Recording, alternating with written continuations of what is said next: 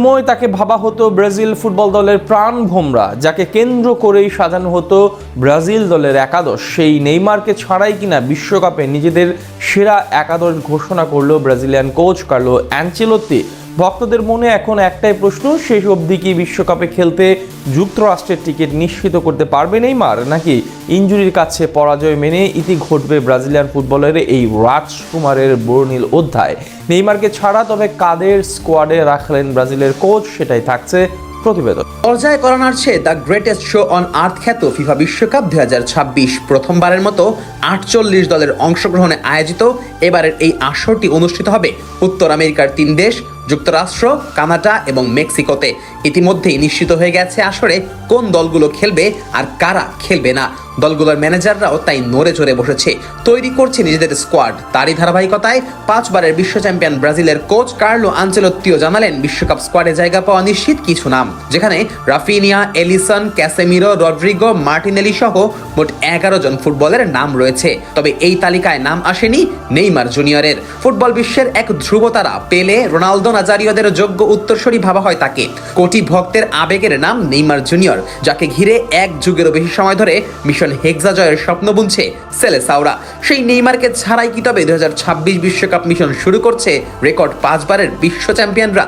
সম্প্রতি ফুটবল বিশ্বে তোলপাড় সৃষ্টি করে ব্রাজিলিয়ান নতুন master mind Carlo Ancelotti FIFA বিশ্বকাপ 2026-এর জন্য তার প্রাথমিক স্কোয়াডের একটি সংক্ষিপ্ত তালিকা প্রকাশ করেছেন, যেখানে অ্যালিসন, মার্কুইনিয়স থেকে শুরু করে তরুণ তুর্কি এস্তেভাও কিংবা রাফিনিয়াদের নাম থাকলেও রহস্যজনকভাবে অনুপস্থিত ব্রাজিলিয়ান ফুটবলের এক সময়কার রাজপুত্র নেইমার জুনিয়রের নাম। গত 1 বছরেরও বেশি সময় ধরে নেইমার যেন এক গোলক ধাঁধায় বন্দী।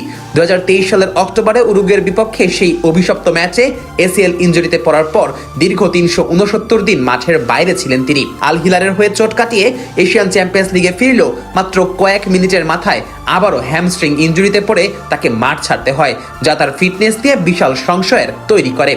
আন্তর্জাতিক ফুটবলে শেষবার তাকে দেখা গিয়েছিল সেই উরুগুয়ের ম্যাচেই, আর তারপর থেকে জাতীয় দলের ড্রেসিং রুম তার জাদুকরী ড্রিবলিং আর গোল উদযাপনের সাক্ষী হতে পারেনি।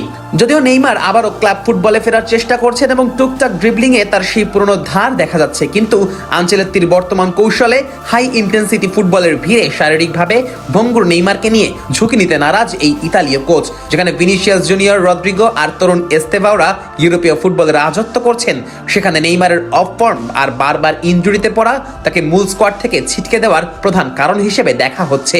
আনচেলোত্তির ঘোষিত তালিকায় ক্যাসিমিরো বা ব্রুনো গুইমারেজদের মতো পরীক্ষিত সৈনিকদের নিশ্চয়তা থাকলেও নেইমারের নাম না থাকা কি তবে ইঙ্গিত দিচ্ছে যে ব্রাজিলিয়ান ফুটবলের পোস্টার বয় যুগের অবসান ঘটতে চলেছে, নাকি এটি কেবলই ফিটনেস প্রমাণের জন্য নেইমারকে দেওয়া এক প্রচ্ছন্ন সতর্কতা?